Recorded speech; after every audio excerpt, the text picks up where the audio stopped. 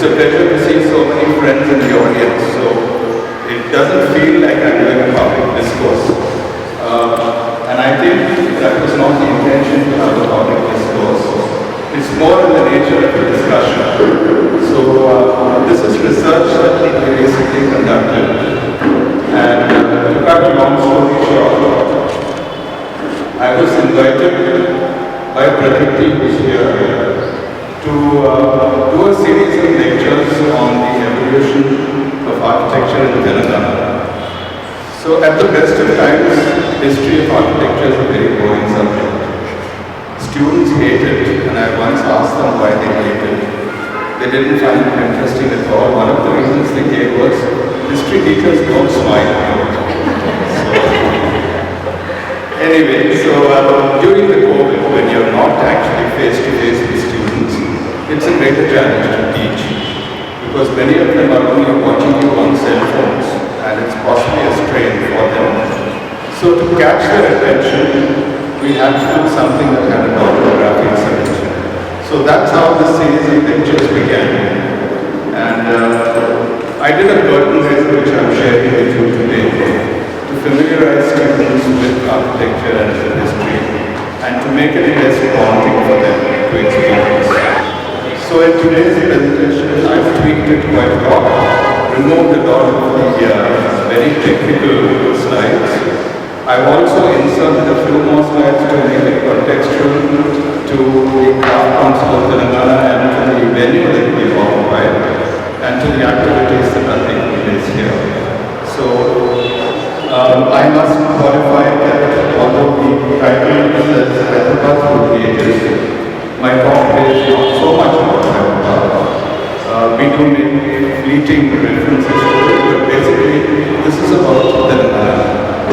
And if you consider Hyderabad to be a microcosm of Telangana, then what you see in today's presentation would possibly apply in some way or the other to the architectural history and the architectural sensibilities of Hyderabad. So we'll start off. The title of this lecture is Toranam. It's a term that all of you will be familiar with. Anyone in South India calls it Toranam. I think in the north of the country they call it Toranam. Basically it means a gateway. So this is the gateway to architecture, which I used as a metaphor to open up the wonderful world of the history of built environment in our country. So we're talking about Telangana, and the origins of the word Telangana will be found in something called Hobson Jobson.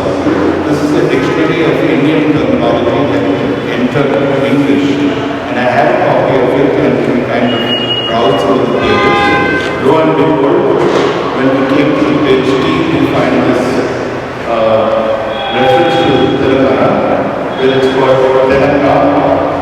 And there are various interpretations of how this happened. Some interpretations says that there will be three Lingam because of the three temples that we have here, which are dedicated to Shiva. At any rate, Telangana has been around for a long, long time. And so the history of this state, what is now Telangana, goes back over 800 years. And that was the purpose of the series of 16 lectures, was to start right from the earliest of the ministries, the Satavahana dynasty, to bring it to the present day. A very wealthy empire. They had a lot of power, military power, economic power, and there were temples, there were forts. It's a very checkered history, a lot of wars, a lot of people trying to conquer them. They conquered a lot of people too, but they also built very beautiful temples. And that, I think, is the beginning of the Toran, which is a gateway either to a temple or a fort. So this is a typical Kakatiya Toranam. This one is at Warangal. So it's an element of civic architecture found in various forms all over what is known as the Kakatiya dynasty. It is freestanding, it can be ornamental, it can be an arched gateway. It was used for ceremonial purposes and it is a welcoming portal. So basically this tells you the purpose of a Toranam. So this is a sketch that we made in the office based on certain principles of construction that are put down in the Shastras. So we have two vertical elements, one on the left and one on the right, which in our terminology are called posts. And then you have lintels that go across the top horizontally. They could be a single lintel, it could be two, multiple lintels. The basic purpose of this was to transfer the load from the top of a structure down into the ground through these two vertical posts. So this is an elevation of a typical Buddhist era Toranam. It's a very, very simple form of it, possibly the earliest form. This is a sketch, not really a sketch, what we call working drawings in architectural language, done by my office for a project which is currently underway. So you can see that even to this day we have two posts and we have a lintel.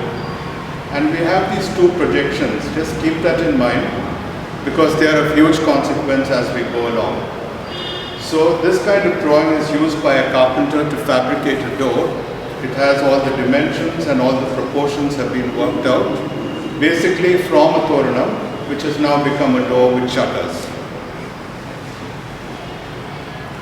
This could be anybody's house. It could be your house, it could be my house. Any one of us anywhere in South India, at some point in time, puts up a Toranam. The Toranam can have leaves which are from the Ashoka plant or the mango plant. And there are usually flowers in loops, in scallops. The most commonly used flower is the marigold or the chrysanthemum. So these are put up whenever there's an auspicious occasion. It could be Diwali, Dasara, it could be birthday, it could be puja, it could be a housewarming, it could be a wedding. So this actually defined to people on the outside that there's something special, something celebratory going on in this house. So it's not just a Toranam, but this is the way we decorate Toranams. If you keep these images in mind, then we'll knit the story together as we go along. Now flower garlands were considered auspicious, and both the mango leaf and the Ashoka leaf have certain properties of purifying the air. So they purify the air right there at the doorway to ensure that there is a certain amount of disinfection. Most of the posts that you see, the lintels, people would also put haldi. They would put it at the bottom of the frame. Quite often a doorway has what they call a gadapa in Telugu, which is a threshold at the bottom. That is also smeared with turmeric. And in traditional homes, cow dung would be smeared on the ground in the front. All these are traditional ways of not only welcoming people, but ensuring that there was a certain amount of hygiene and disinfection before you entered that house. So this is a Puja Room Toranam. Again, you can see the mango leaves and the flowers. You'll see how this translates from this very simple form into what we are about to see. All of us have been to weddings, to decorations. Straight away, these kind of flowers, these festoons of flowers, gave you a very welcoming atmosphere. They tell you that there's a celebration going on inside. It kind of sets the mood right from the outside before you enter the actual venue. And it's a lovely experience to go through a whole gallery of torans like this that have scallops of flowers, mango leaves, banana leaves on both sides, all of which have a significance in the Hindu traditions. So these are the earliest Kakatiya Toranams that we come across. The one at the left is one at Karimnagar district. I'm bringing your attention to these two extensions at the top. Those are called ears, E-A-R-S, because they look like ears sticking out. And in Telugu they are called kantalu. The purpose of this is to anchor the frame into the masonry of the wall as it is constructed. What traditionally used to happen was that the door frame would be erected, propped up with two bamboos, and then the wall built up to it on both sides, so that it formed a permanent bonding. And that was the purpose of these ears. So although these are in granite, they replicated what they were doing in wood, but to a larger scale. So we don't know where this one leads. It's possibly some kind of Godishala Toranam at Karimnagar. And this is another one made out of granite, very primitive. It's granite that hasn't even been chiseled properly to make it a perfect shape. But yet, it's leading to a temple. The temple is not visible, but the fact that there's a Toran there defines and it gives you a sense of arrival at this place. It's a kind of wayfinding device. This is one that's standing on its own at Kolanpaka. You can now begin to see the scallops happening here in stone. The scallops that you saw in flowers is now replicated in stone.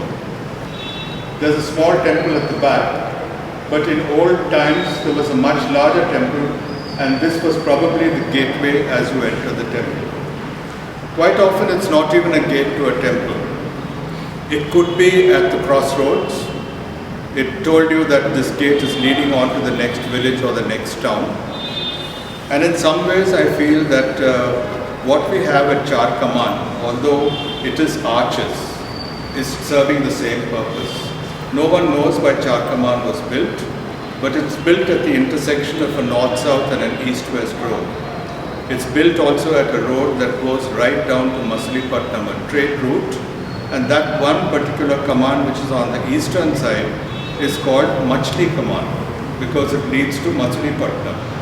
So it's serving the same purpose. It might not have the same form, certainly, and it might be from a different era, it might be from a different religious context, but I think Char Kaman also serve the same purpose as these ones that we are looking at called Torans.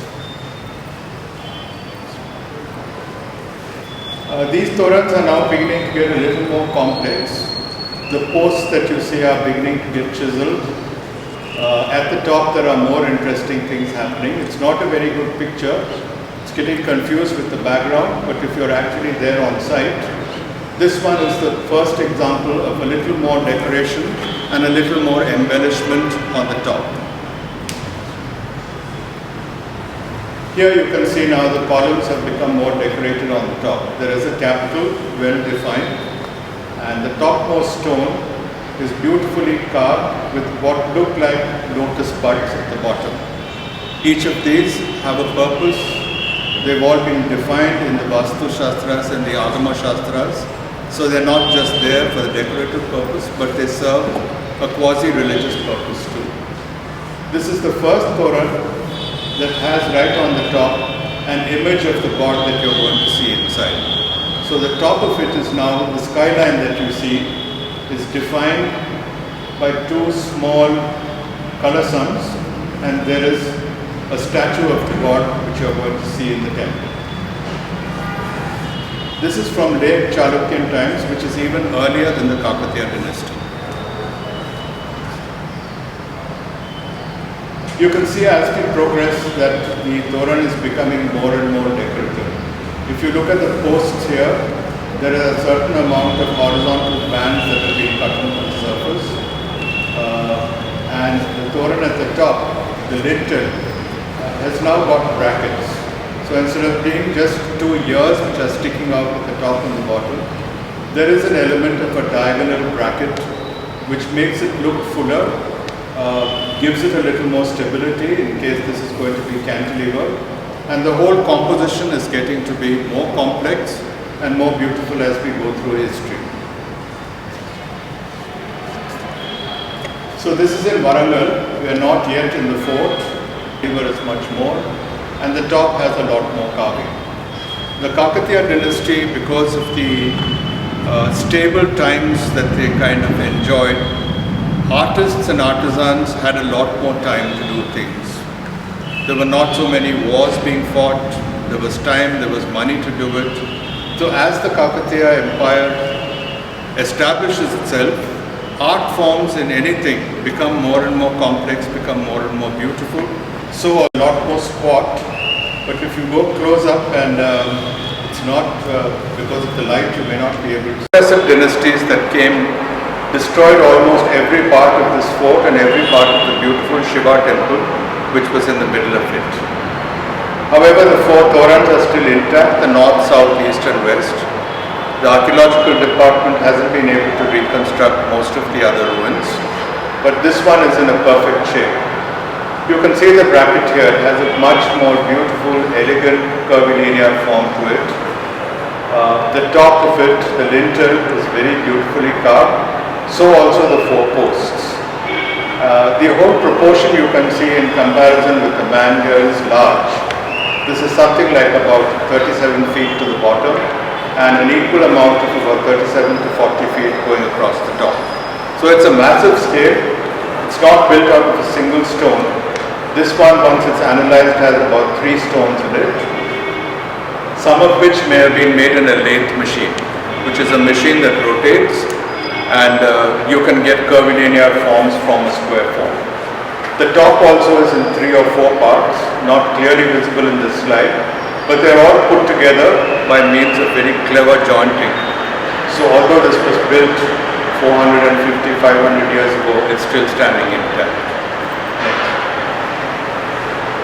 This is yet one more Toran.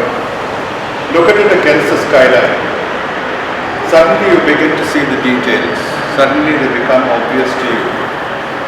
Everything becomes much lighter when you look at it. And you almost on an impulse want to walk through it. There's such a feel-good factor about going through a Toran like this. And here we come to a detail at the Kirti Toran. This is a bird, which we'll come to in a little while. But to hold up the bird, they've carved a human being as if he's holding up the weight. So you can see how sensitive they were to even smaller details like this. On the sides of them are 2 smaller miniature versions of the columns in the temple. So everything was scaled down beautifully, and the proportions, the stability of the form, of the natural form is also brought out in this. Now coming to this bird, it's an Annapakshi. It's a strange bird, next, which we'll come to in a while. But the use of straight line geometry here is very, very evident. Look at the number of horizontal bands that you see right from here going to the top. So this was a way of creating a redfusion by resolving a tall vertical surface into many small cut horizontal surfaces. It kind of gave it a lovely proportion.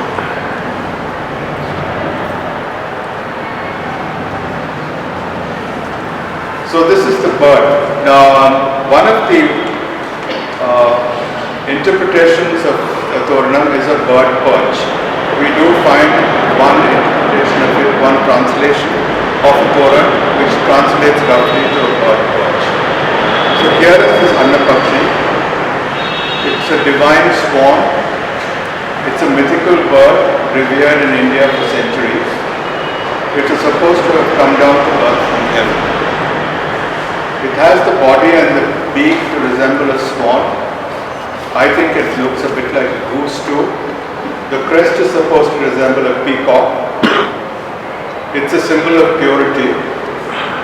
And it's supposed to be able to separate milk from water solution. This is used as a metaphor. It may not actually have done that, but in saying that, what implies is that it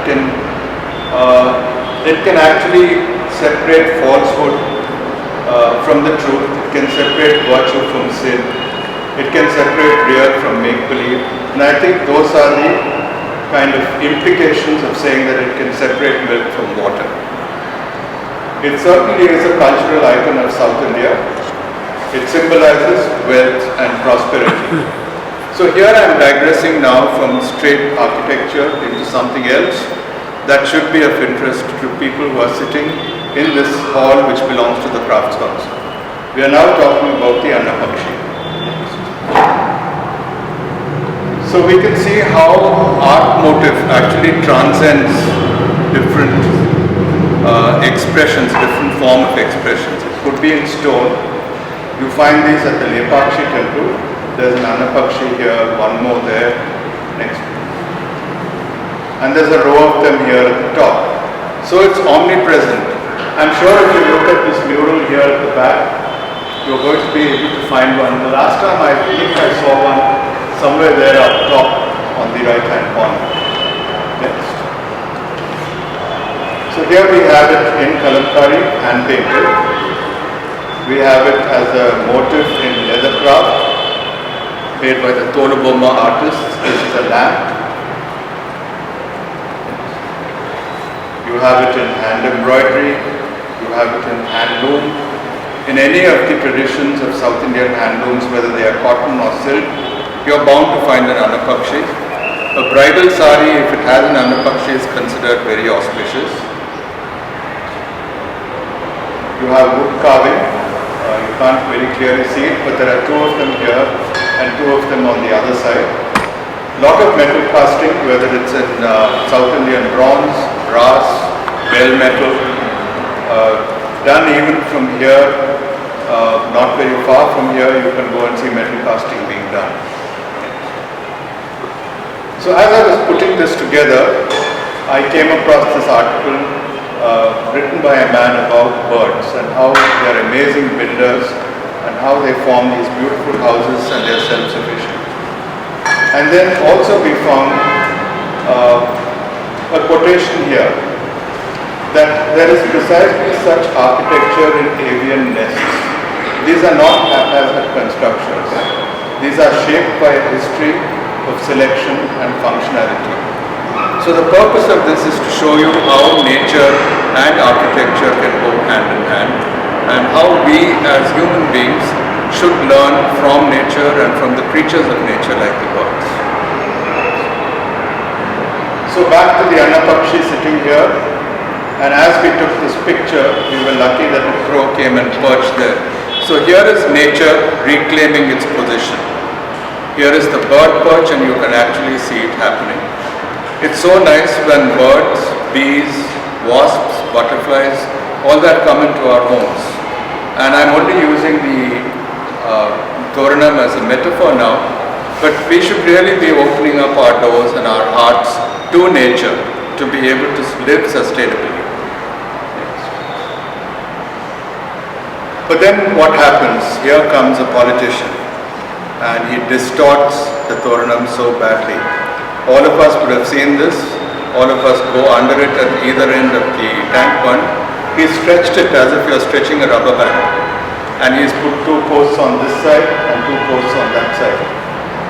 I wonder why they say go slow. They want us to look at it, but that's what the traffic sign says there.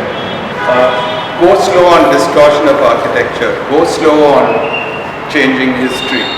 Go slow on destroying the past. That I think is a more relevant interpretation of this signboard that we see here.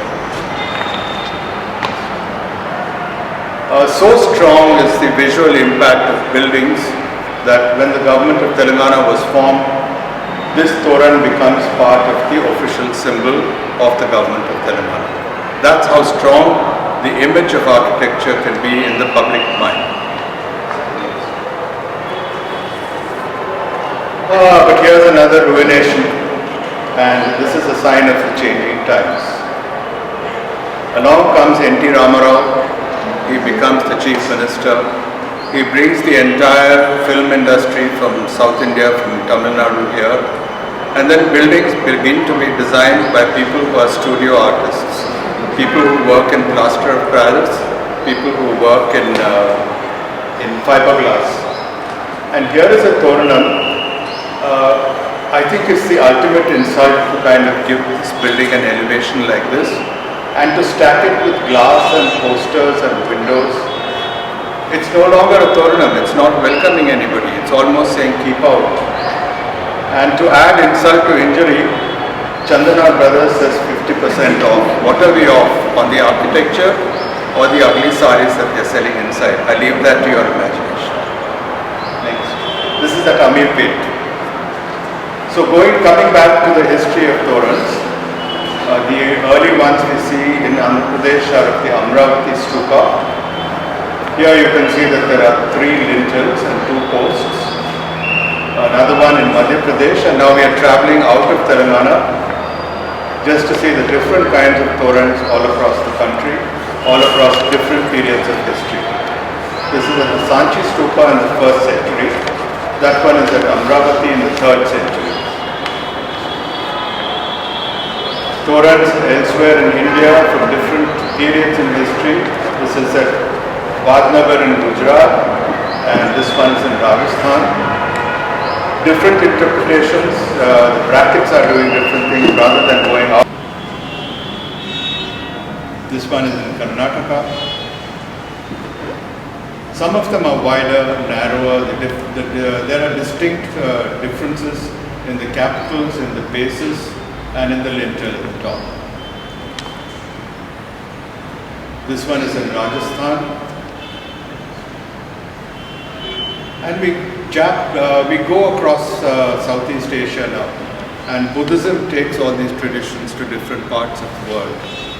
So in Japan, guess what it's called? It's called a tori, which is so like the word Toranam that all of us are using here. So it's not only our architectural traditions, but also the language that travels with Buddhism to Japan, to Korea. These are in Korea. So we are coming now to handmade torans at the domestic level, and these slides were added only because all of us here in some way or the other are involved in craft. These are hand embroidered torans, and these more or less replicate the form of the leaves that are falling at the bottom. There are flowers being embroidered there, flowers embroidered here. This one you can see has mango leaves, and it has a Ganesh in the middle. These are just stretched across doors in every home that we have. All of these are handmade. Most of them are made by women artisans. This one has tassels at the bottom that look like the leaves of an Ashoka plant. This one is made very intricately out of beads. The patterns that you see on them all have religious